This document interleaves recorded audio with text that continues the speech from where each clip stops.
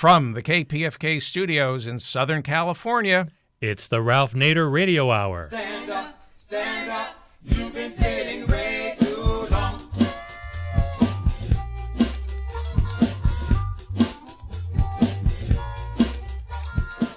Welcome to the Ralph Nader Radio Hour. My name is Steve Scrovan, along with Ralph. Hello, Ralph. How you doing? Very good, Steve. And guess who's back with us today? Can you take a guess, Ralph, who's back with us? I think David, he's back. It's good to be so back. Excited.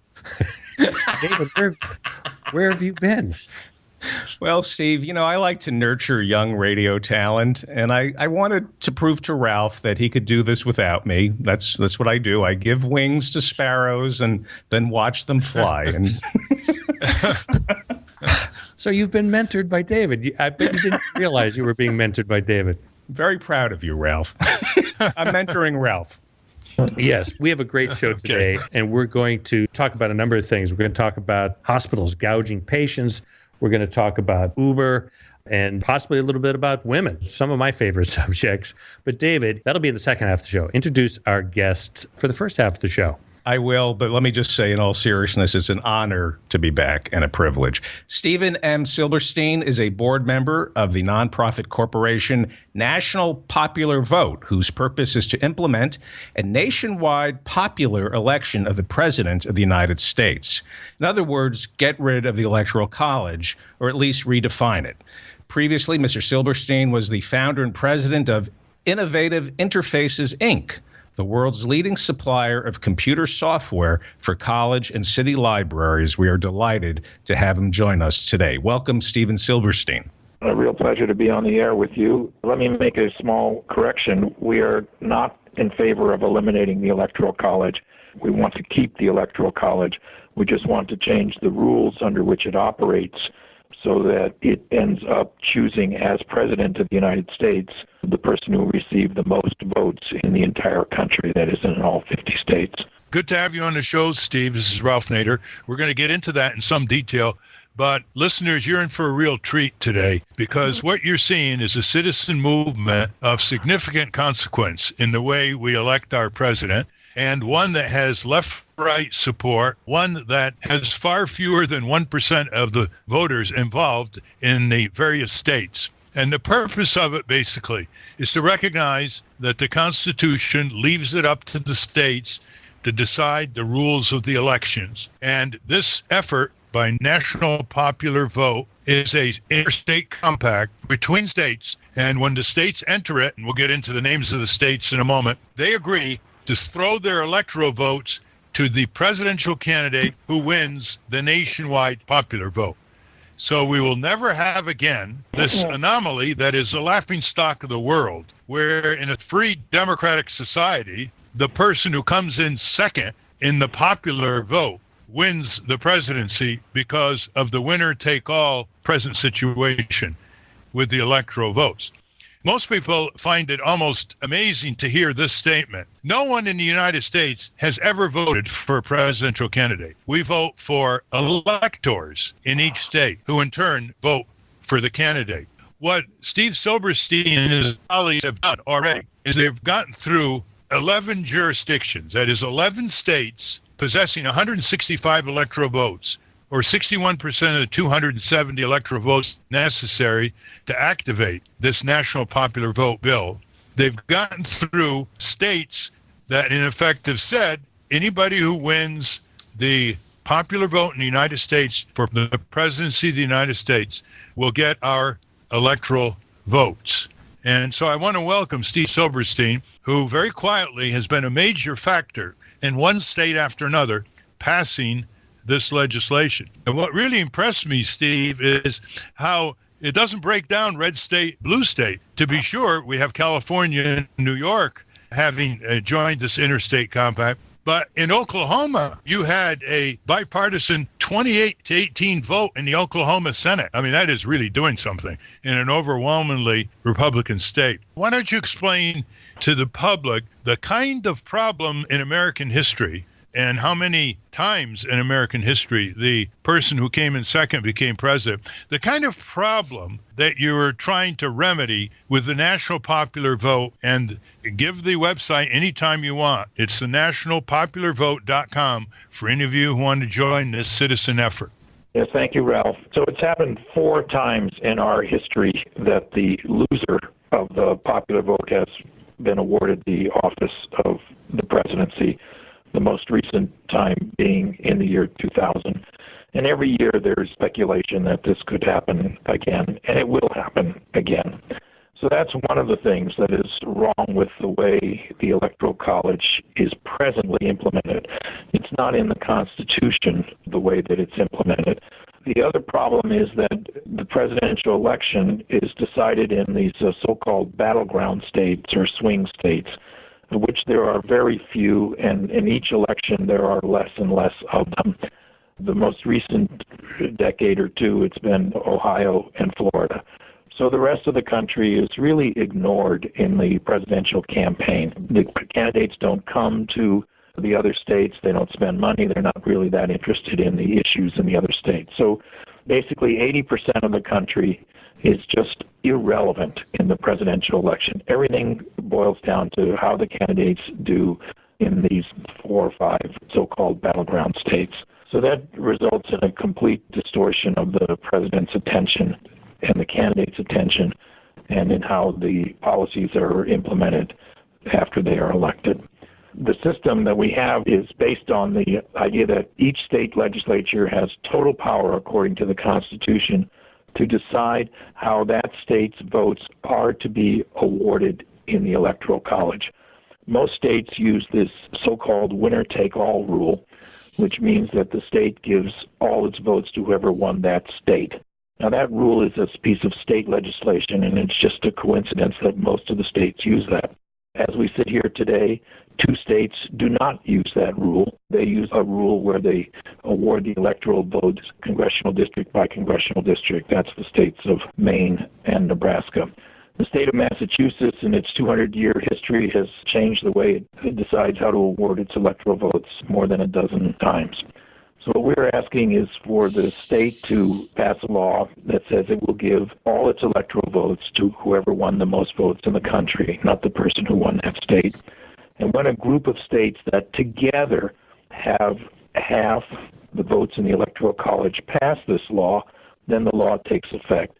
And then from that point on, the president will be the person who got the most votes in the country, because at least half the states, that's half the electoral votes, will go to that person because of that law.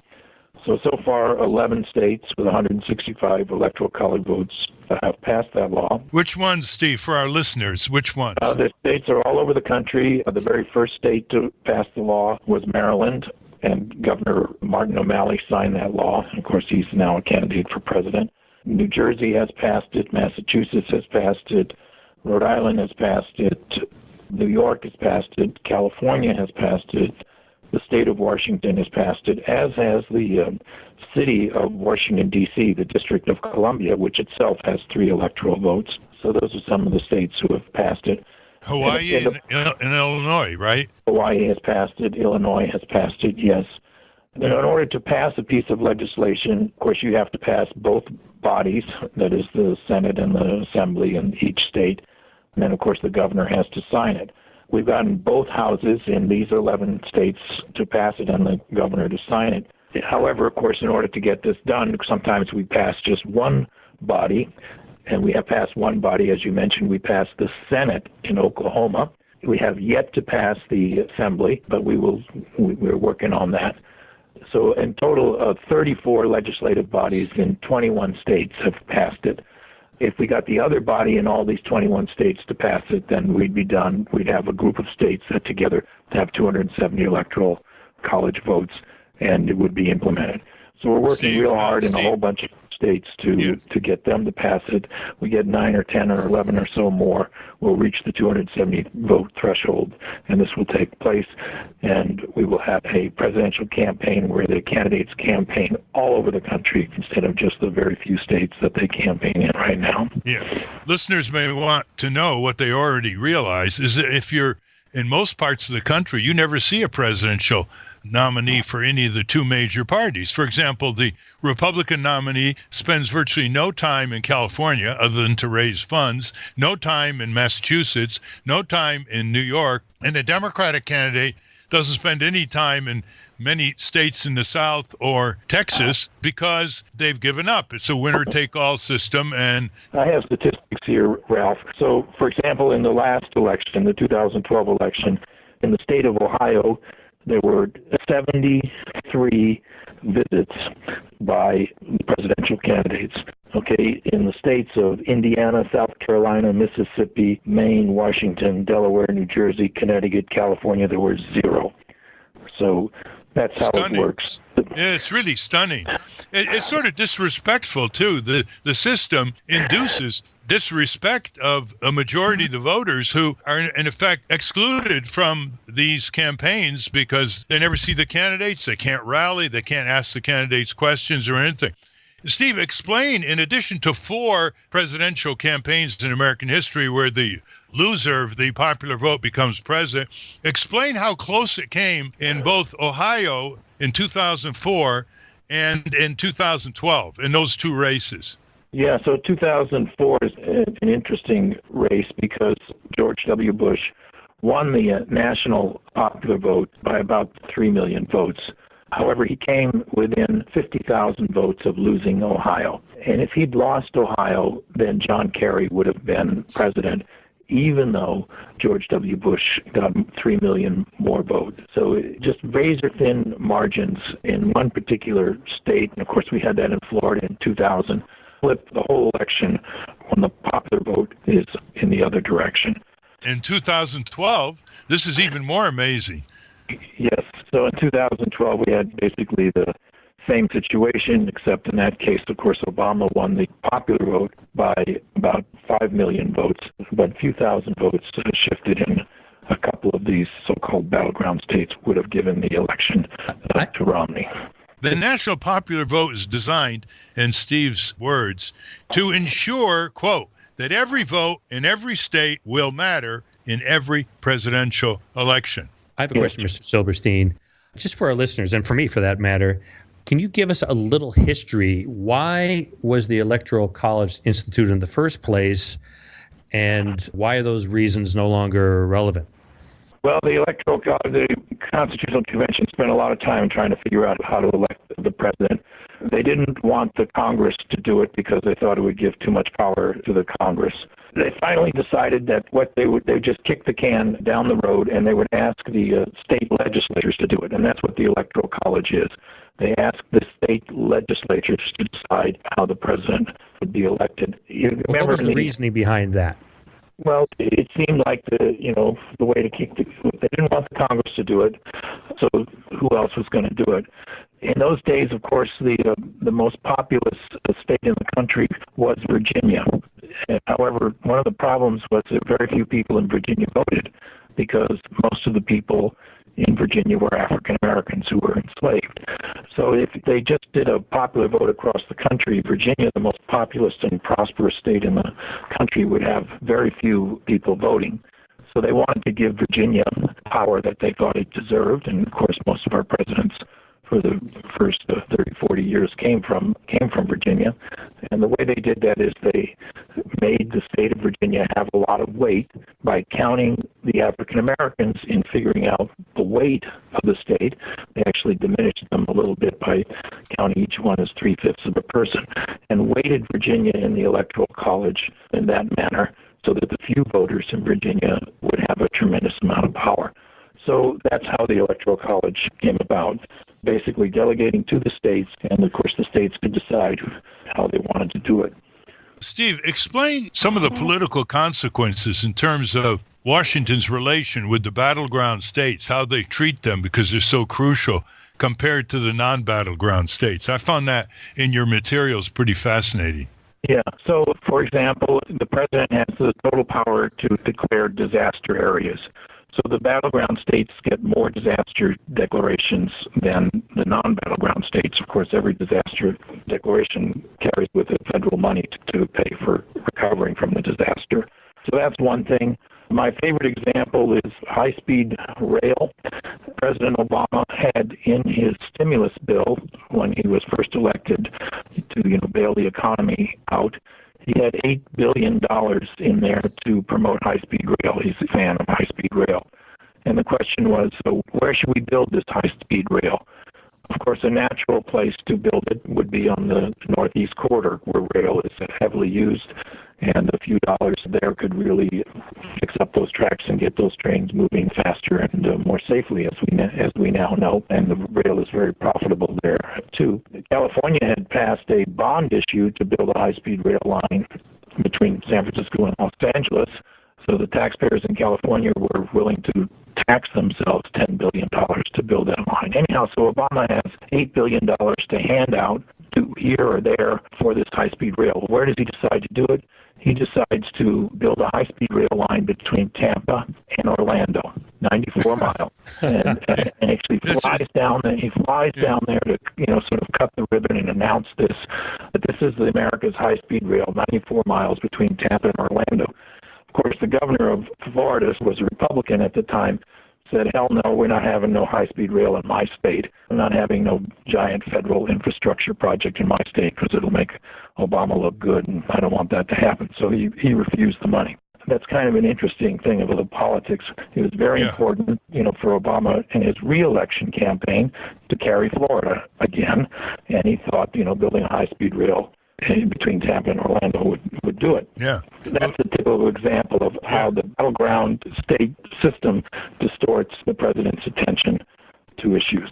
Steve, before we indicate how people can get involved in this national popular vote drive in the legislatures who haven't become part of this interstate compact, and by the way, all three of the announced presidential candidates for the Democratic nomination, Hillary Clinton from New York, Bernie Sanders from Vermont, and Martin O'Malley from Maryland, hail from states that are already part of this interstate compact to make every vote count. Do you think they're going to talk about it in the campaign as they go around the country? I don't know if they'll talk about it, but it is true that they come from states that have passed the National Popular Vote Bill. As does President Obama, every state that he has lived in, from Hawaii, he lived in New York when he was a college student, he lived in California as a college student, and Illinois, all those states have passed the National Popular Vote Bill. As voters, we certainly can impress upon them to talk it up when they're in the states that don't belong to the interstate compact. I'm curious, Steve, I think by now listeners are, how did this national popular vote get underway? Who conceived of it? Who's funding it? Who's the leaders, including yourself, of course? You have a terrific advisory board made up of retired Republican and Democrat members of the House and Senate, like former Congressman John Anderson, former Senator Jake Garn, former Congressman Tom Campbell. Just a perfect example of left-right coalition. How did it all get underway?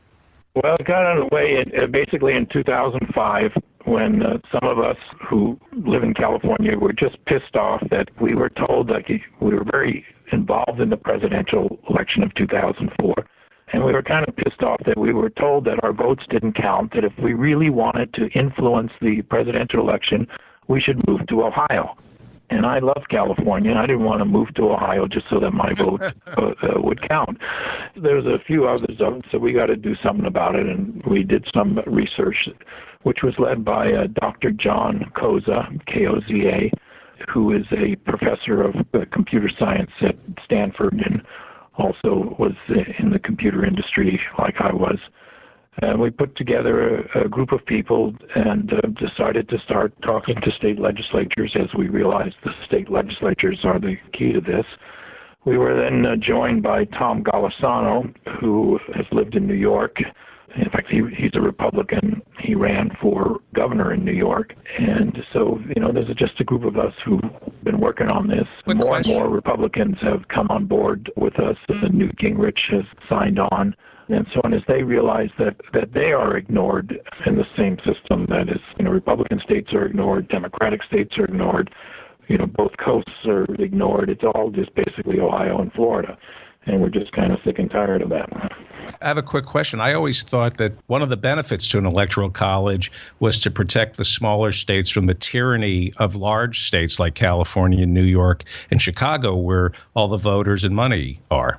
No, it's not really true. The small states don't have any power, any particular power in the Electoral College. The whole power right now is in Ohio and Florida. That's what the election depends on. The small states, the 12 or 13 or so smallest states, are actually evenly divided, 50-50 between Democrats and Republicans. You have solid Democratic small states like Rhode Island and Vermont. You have solid Republican small states like Wyoming and Utah or whatever. They're all irrelevant, and they don't have any extra power. They don't have any power. The whole power and all the attention is basically on these very few so-called swing or battleground states, chiefly Ohio, Florida. Once in a while, another state comes in, or they talk about, well, maybe if we lost this one, we get that one, and so on. Is figuring out the battleground states a metaphor for your presidency? I mean, that's how I live with the Electoral College. I like to think, well, if a candidate can figure out how to win in these battleground states, he can figure out how to get universal health care passed through Congress. Well, that is the strategy. As Steve pointed out, it does come down increasingly recently to Florida and Ohio. That's why you see so many visits by sitting presidents who are looking for re-election going to Ohio and Florida. But there are probably no more than a dozen states that are reasonably competitive, like Missouri and Pennsylvania. Missouri and Pennsylvania are not competitive. That was years and years ago. So there's less and less of these competitive states. Fewer. Actually, fewer the New York Times and all the pundits, they say at the very, very most there are seven. At the very, very most, there are only 7 states where the outcome. Right. What I'm saying is, I think it's easy to win the popular vote. You just get a billionaire backer and you buy a lot of TV ad time. I think the intricacies of winning, Miami and Ohio and drilling down will kind of reveal what kind of president you're going to be. I mean, that I don't necessarily believe that, but it's how I accept the Electoral College, the status quo. You don't accept the idea that you should just sit down and not vote. If you really believe that the present system works, why? And unless you live in those 2 states, why do you bother to vote? You're just wasting your time. It's a way of vetting, like Iowa. I kind of like the fact that people in Iowa are up close. But we don't have a system where where the president is done. Any elected official is done by just 1 or 2 counties, and everybody else sits and watches. We're supposed to all participate. You either believe in all of us participating, or you say, oh no, it would be just fine if these 50 people. It was all fought out among these 50 people over in that corner of the world. Yeah. Well, Abraham Lincoln once said, with the public sentiment, you can achieve anything. And without the public sentiment, you can't achieve much of anything at all. And when you started this effort, Steve, with your colleagues, it was quite clear that a majority of the American people think the Electoral College is absurd because they all grow up to be told that every vote counts. And you can lose elections by a few votes. And suddenly they learn that at the presidential level, you can come in second and become president, which is absurd to most people. So you started this, I gather, with a majority of the people behind you in terms of any kind of polls that were taken. Oh, yes. Every poll that's ever been done shows 70-80% of the population favors the president being elected by the total national popular vote and getting rid, if you will, of the Electoral College. We don't need to get rid of it to implement our goal here, which is to have a president elected by everybody in every state and adding up all the votes instead of the votes of just a couple of states. Now, it gets to my major point of how few people it takes to make major change in this country when you've got majority public opinion behind you. Give us some idea of how many full-time staff you have who work the legislatures around the country as you move to 270 electoral votes or behind. What kind of budget? Because I think people tend to exaggerate how much is needed when it's a popular issue supported by most Americans, whether it's full Medicare for all or cracking down on Wall Street, etc. Give them some idea of the resources they're pulling this marvelous return to a democracy where every vote counts. Yeah. Well, we're what we call a lean and mean. We're about 7 or 8 people who work on this full time. And we travel around to the different state capitals and talk to the legislators, talk to the newspaper editorial writers and so on, and educate people. We hold seminars and so on and so forth. So a good portion of our money is spent just traveling and meeting with people. Budget is it's not very much. We could use more support. So anyone who would like to go to our webpage, nationalpopularvote.com, and donate, we'd really appreciate it. Or sign up for our email newsletter. We don't send things out very often. You can be informed as to where we are in any one individual state and where the votes are taking place.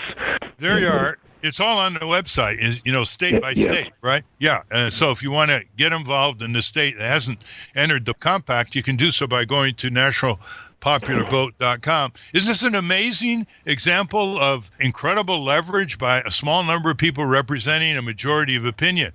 Last question I want to ask, Steve, is who's opposing you in various states? You must have some opposition.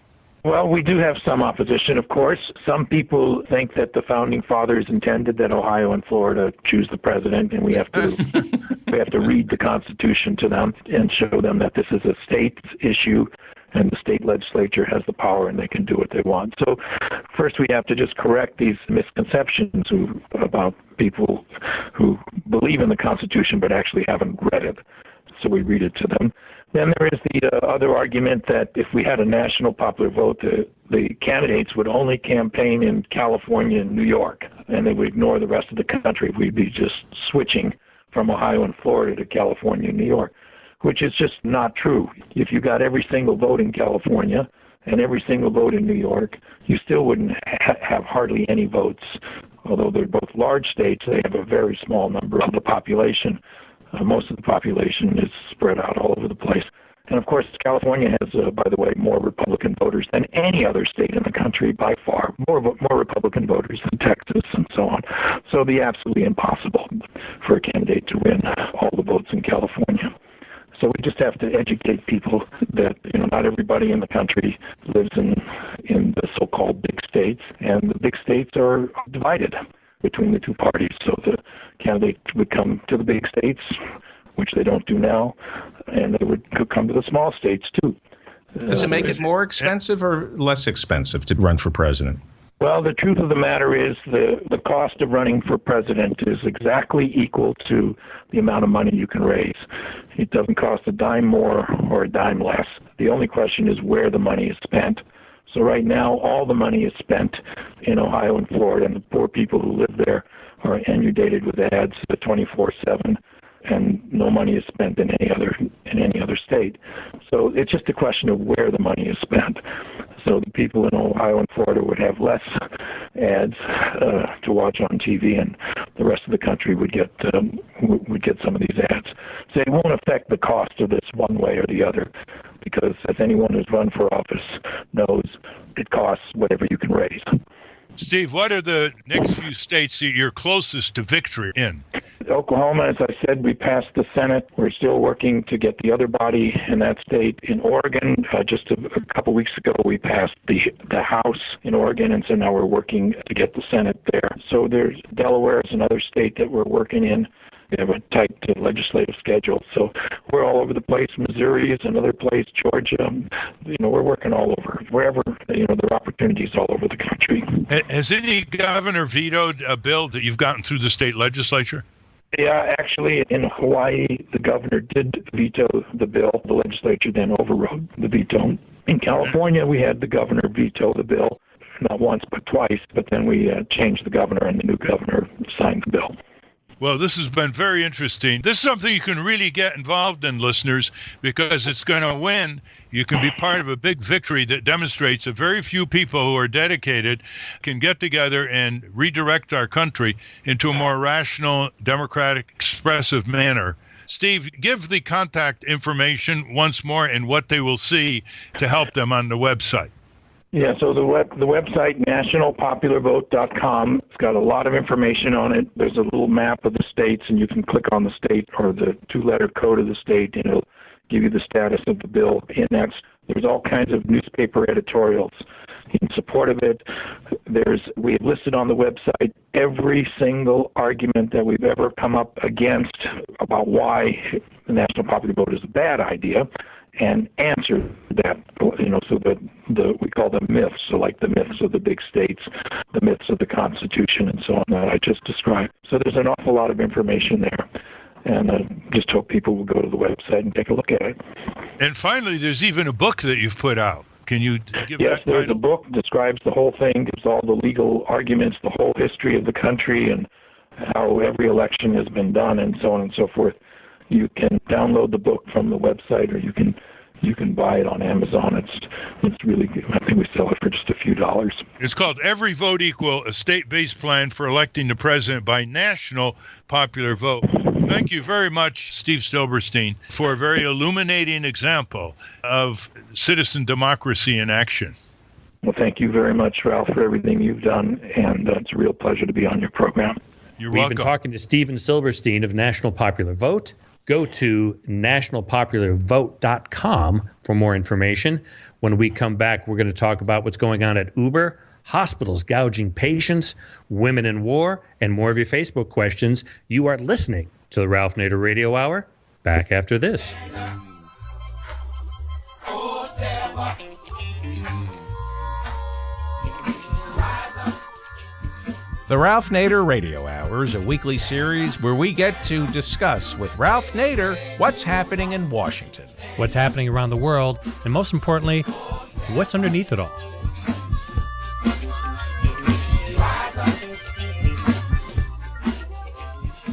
Welcome back to the Ralph Nader Radio Hour, nader.org. If you have missed any of this as a radio broadcast, you can find us as a podcast on iTunes, Stitcher, or ralphnaderradiohour.com or nader.org or Ralph Nader's Facebook page, and it's all free. But before we get to the second half of the show, we also want to remind you that Ralph's latest book, Return to Sender, Unanswered Letters to the President, which The Nation magazine called a twofer, a spiritual exercise in citizen participation and a counterfactual history lesson in what might have been if only our government had hewn to democratic first principles and priorities over the last 15 years. That's Ralph's latest book, and it's available at fine bookstores and not so fine internet stores. I did send a copy to President Obama, and he hasn't returned it yet. At least he hasn't returned it. So it's probably in his stack. I imagine he's probably got a good stack by the bedside there. It's coming up, Ralph. I guarantee you. It's in one of your files that he has. That's true. That's right. And the FBI has it. The NSA has it. A lot of people have probably been reading this.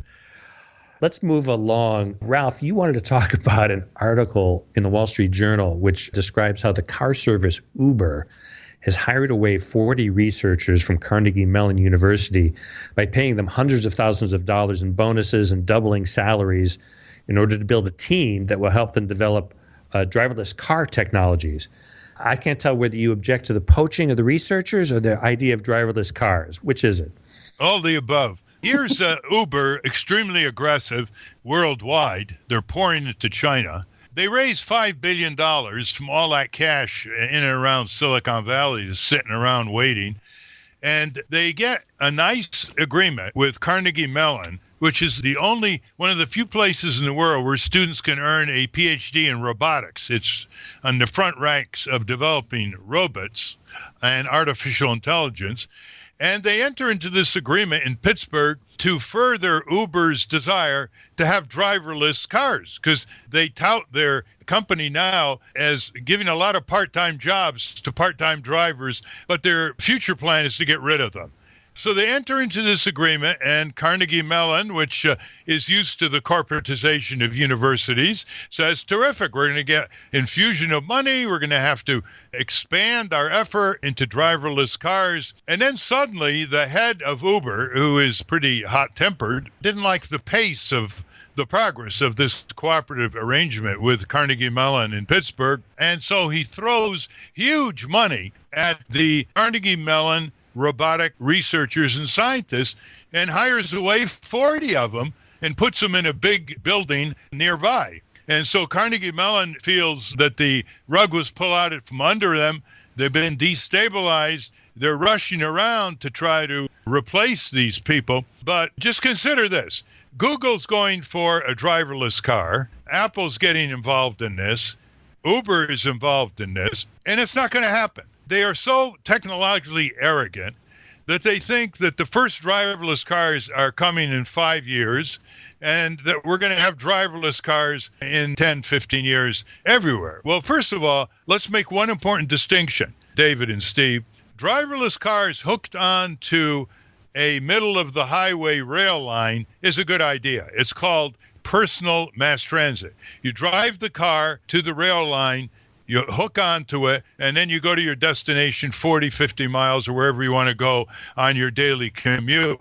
That's not what they're talking about. They're talking about downtown Manhattan and downtown Los Angeles, where you have cars with drivers, trucks with drivers, but also trucks without drivers and cars without drivers. This is called algorithmic hubris of the first order. And when I asked the question to the computer expert who now heads the National Highway Traffic Safety Administration, Mr. Rosekind, I was interviewing him recently, and I said, I get asked about driverless cars all the time, and I'm sure you do. And, they've had these tests on driving lots or virtually empty highways. What's your response when someone says, Mr. Rosekind, what do you think of the driverless car work of Google and other companies? And he answered it very briefly. His answer was, no data, no data. So, they think they've got these algorithms where someone sticks their hand out of a car window on the driver's side that they can detect that. If an animal goes across the highway, they can detect that. If a bicycle weaving in and out of Manhattan dense traffic, they can detect that. But, they're playing with a lot of cash from a lot of Silicon Valley who made more profits than they're entitled to. And they've got this scenario in front of us. And I think we really have to tell these, what I call techno-twits, get down on the ground and expose yourself to cross-examination in a auditorium full of technical people by experts who can expose your techno-Twitter mania. I've taken Uber, and some of the routes we've gone on and the accidents we almost were in, I think they already have driverless cars. David, what people don't understand, the argument that the driverless car lobby is making is it can save lives. It's much more reliable than drivers. What they don't understand, or they don't want to understand because it's all about profit, is that when you look at the number of decisions that an ordinary driver makes in an ordinary commute through dense traffic on superhighways, on single, lane roads, etc., can you imagine the level of perfection that a driverless car algorithm would have to emulate? We're talking about 99.99999% of the decisions that are made perfectly in terms of avoiding collisions by ordinary drivers to begin with. Now, of course, the driverless car is not going to get drunk. The driverless car is not going to be distracted by a text message, and these are very serious problems. But let's be real here. The number of variables that have to be anticipated by a driverless car are enormous, and I don't think the software is going to be up to it. And also, how about computer hackers hacking into your driverless car computer?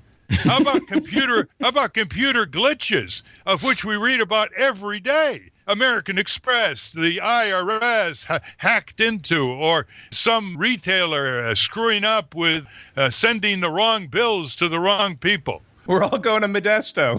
I think that we can invent a new crime. Car hacking jacking. Where are you, Colbert and Stewart, when we need you? They could just send like 3 million cars to Modesto, California. or to the 405, which is my commute every morning. So, Ralph, they've already done that. I'm not even going to. I guess this eliminates my question about your opinion on flying cars. Yeah. Well, anyway, we have some really illustrative news about corporate gouging in extremis. Well, let me ask you about that. Yeah. The Washington Post, you're right. The Washington Post is reporting that 50 hospitals in the United States are charging uninsured consumers more than 10 times the actual cost of patient care. How can they get away with that? Because there's no price controls. They can get away with it because they can charge whatever they want. As Gerard Anderson, a professor at Johns Hopkins School of Public Health, the co-author of this study that you referred to, which was published in Health Affairs, he was asked that question. And by the way, all but one of those 50 hospitals are for-profit hospitals. Only one is a non-profit, and 20 of them are in Florida. And he was asked about this. How can they get away with it? They take a patient, it's a $100 cost to them, and they charge $1,000. And here's what he said: "Quote, they are quote, they are price gouging because they can. They are marking up the prices because no one is telling them they can't." End quote. Unlike countries in Western Europe or Canada. So this is a problem of greater application. For example, where do companies gouge consumers the most? Consumers with disabilities. Right. Huge gouging, until one of our groups broke the monopoly on wheelchairs. Bad design wheelchairs that break down was a monopoly by the Jennings Corporation out of England for many years, until Ralph Hotchkiss and others, working with our groups and others, broke the monopoly. And now there are groups producing much more reliable, sturdy, adaptable wheelchairs for lower prices here and abroad, especially in third world countries, where if you are a paraplegic and you don't have a wheelchair, you don't have any quality of life to get around. Second, where do they gouge patients? Prosthetics. For example, people who've undergone mastectomies, people who have prosthetics in terms of lost limbs. It's incredible, the greed, that when they know they have patients up against the wall, they slam them with incredible price gouging. And this is where consumer protection has been lagging behind and needs to catch up. Anyway, I thought the listeners might be interested in this general situation, because if you belong to that class of vulnerable patients or consumers with disabilities, fight back and call them on it. And, what can they do, Ralph? What specifically can they do? Well, one thing they can do is push back and just say, "Oh, this price is too high. I'm going to look around for one of your competitors." And there usually are competitors. And then they'll start coming down. They'll know that you're not just vulnerable and willing to accept any gouging, especially if it's insured. Then I'd report them to the Consumer Protection Agency in your state or the Consumer Protection Unit of your state Attorney General. And I would also send the complaint to the AARP, which looks into this on behalf of disabled elderly people. They're always looking for material, and they may be able to help you as well. All right, very good. Another thing you wanted to talk about this week, Ralph, is kind of the general topic of women and war, and the women who are kind of the most powerful women in our country today and their attitude towards war. What do you want to say about that? Basically, what we're seeing here as women rise to their proper station among the power structure, for example, Secretary of State or National Security Advisor to the President, they are excessively sensitive to males, watching out as to whether they're soft on war, whether they're willing to order troops and weapons of mass destruction overseas, the way the macho men are. And to my chagrin, because of my knowledge of the history of the women's peace movement and the origin of Mother's Day, which I'll talk about in a moment, what we're seeing here are excessively macho women like Condoleezza Rice, the security advisor in the White House, who pushed for the invasion of Iraq along with George W. Bush. Hillary Clinton, Secretary of State, never saw a war she didn't like. When she was on the Senate Armed Services Committee by choice, she never saw a weapons system she doesn't like. And the architect of the attack on the Libyan regime, which destabilized Libya, leading to huge geographical area chaos, civil war, slaughter, weapons distribution in northern Africa and Central Africa. And she basically sidelined 3 men in reaching Obama and persuading him to topple the regime, the dictator of Libya, without having a plan B in a tribal society. You have a vacuum, you have massive sectarian violence and civil war. And who did she push aside? Who opposed the attack on Libya? Secretary of Defense Robert Gates, the key advisor to Obama, Mr. Donnellan, in the White House. And she's got to be made to answer for that, because the chaos and anarchy and terrorism from her venturesome act is continuing as she runs for president. So I think we've got to basically ask these women in power, are they overcompensating for their gender by being even more aggressive, more militaristic in ways that are boomeranging against our country, just the way the Libyan disaster, just the way the Iraq disaster and Afghanistan are boomeranging with ISIS and the diffusion and proliferation or metastasizing of so many different anti-U.S. terrorist groups that the Defense Department is having difficulty indexing them. Now, on the Mother's Day, to go back to the history, you look at the women's peace movement now, the leaders are overwhelmingly women, even though it's open to men. You have Code Pink, which has done, terrific work against U.S. militarism abroad, demonstrations in congressional committee hearings, litigation, marches, Medea Benjamin being one of the leaders. But go back to Mother's Day. Mother's Day was originated in 1870 by a proclamation written by Julia Ward Howe, not to fill restaurants or boost the stock of Hallmark cards, as a former FBI lawyer and agent Colleen Riley recently wrote, but as an anti-militarism effort to further the cause of peace. And after witnessing the suffering and horrors of the Civil War, with over 750,000 dead Americans on all sides, civilian and soldiers, she laid the foundation theory that women are better teachers of, in her words, charity, mercy, and patience, and would naturally, if they gained power, would put an end to the senselessness of war, end quote. Never happened. I think we ought to really raise it as an issue to discuss. Was Colleen Riley the FBI agent who connected the dots before 9/11? Yes, that's right. And she was ignored. She is now resigned, and she is a leader of the anti-war movement. She was an FBI special agent for almost 24 years, was legal counsel to the FBI field office in Minneapolis from 1990 to 2003. She wrote a whistleblower memo in May 2002 and testified, mainly don't invade Iraq, and testified to the Senate Judiciary on some of the FBI's pre-9/11 failures. She was right about 9/11, and she was right about Iraq. Exactly. And nobody's listening to her.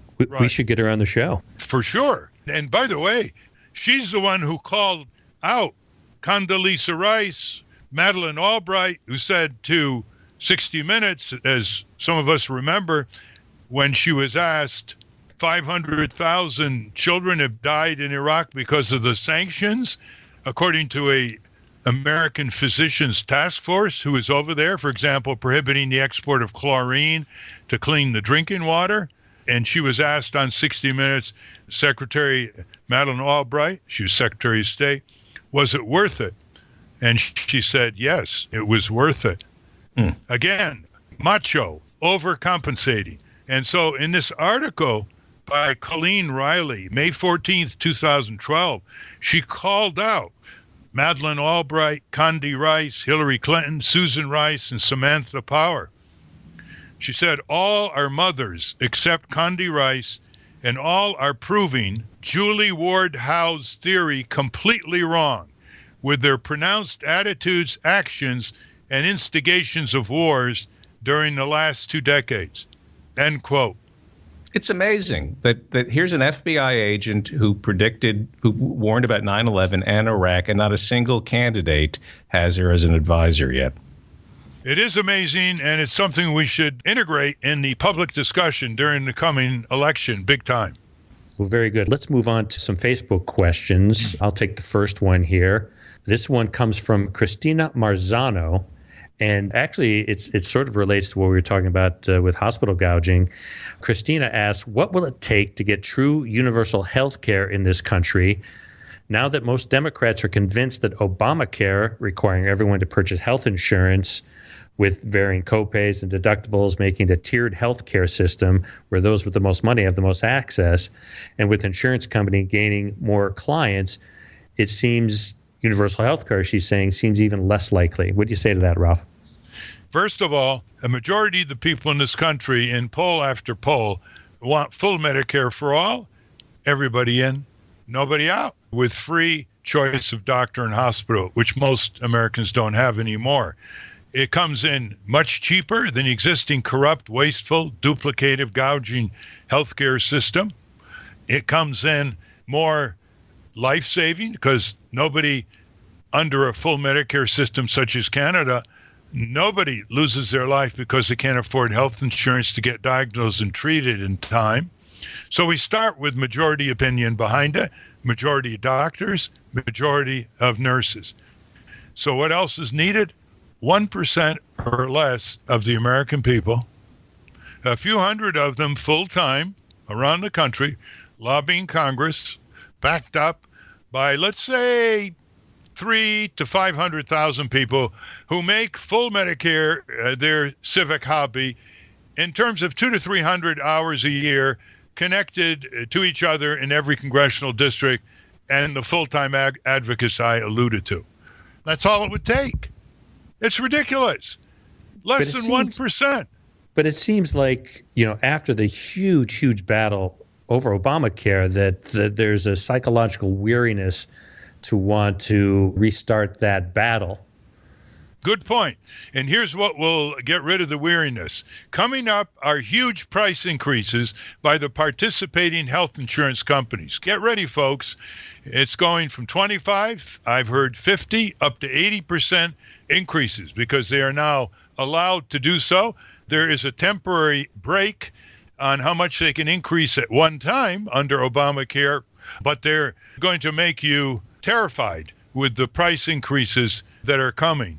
Second of all, you've got the Supreme Court, if it rules in the next 20 days that the tax subsidies under Obamacare are unconstitutional, millions of people who got Obamacare will not be able to afford it. And thirdly, the complexity is getting to people. Under Medicare, it's terribly simple. In Canada, you can have a hip replacement, get rehabilitation, and get your medicines. You don't see a bill. In this country, get ready for reams of computer printout, inscrutable billings from a whole variety of vendors. So the complexity is getting to people. And once the members of Congress, and there are about 60 of them on a bill in the House for full Medicare, once they see the rumble from the people, 300,000 to 500,000 people, less than 100,000 people working a few hours picketing McDonald's and Burger King and Walmart, etc., have made the restoring the minimum wage upward a major issue. That's all it took. Absolutely. Absolutely. Less than the population of Waterbury, Connecticut. So take heart, people. Talk to other people. It's not impossible. Less than 1%. Far less Ralph, than the number of serious bird watchers. We've been doing this show for about a year and a half. And if you go back and listen to your early episodes, there was no minimum wage movement. You were crying out for a movement for people to march and raise the minimum wage. And the dialogue has definitely changed. It's in a year and a half. You're absolutely right. Very, very quickly, what do you say to our conservative listeners who look at Vermont's attempt at universal health insurance? And it seems to have failed. If the conservatives are going to say, if you can't get universal health insurance in Vermont, how are you going to get it nationwide? It wasn't full single payer. Yeah. First of all, it wasn't single payer. It was a complex version of a hybrid that was not clearly communicated, and it fell on its own complexity and its cost escalation.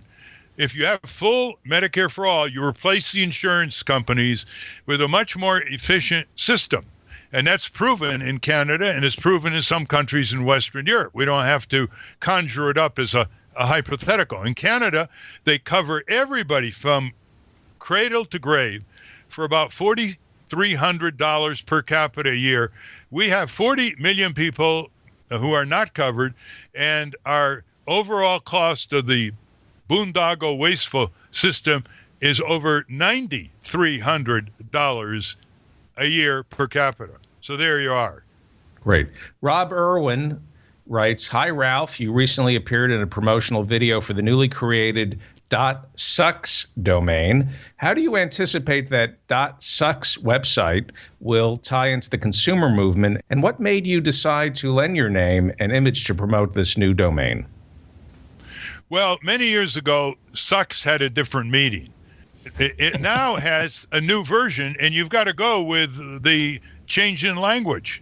And right now, sucks means that a particular company is mistreating its consumers, and it sucks. It also has a athletic meaning where somebody's injured. Remember now, tragically, where people who have concussions on football and other playing fields go back to the coach, and he, gives them a towel, and they rub their head, and he says, "Suck it up and get back out there." So I think these domains are spreading company by company name. The companies hate it. In fact, they've tried to head off and purchase the domain names, and I think it particularizes the anger of consumers on particular insurance companies or credit card companies or consumer product companies in a unique way where they're not philosophizing to consumers. They want action now. So I thought it's a good idea to have these .suck websites, and I hope that they connect with the broader consumer movement, because there's a lot of focused energy on a particular ripoff that people want remedied company by company. Well, thank you, Christina and Rob, for those questions. We're going to keep working through your Facebook questions as we go along, so keep them coming. We've come to the end here. I also want to thank our guest today, Stephen M. Silberstein of NationalPopularVote.com. That's NationalPopularVote.com. I'm Steve Scrovan. David Feldman and I will be back again next week with another edition of the Ralph Nader Radio Hour. Have a great week, Ralph. Thank you, Steve. Thank you for coming back, David. And thank you, listeners. Spread the word. Get on more radio stations and podcasts. It's all person to person that starts movements of change for bettering society.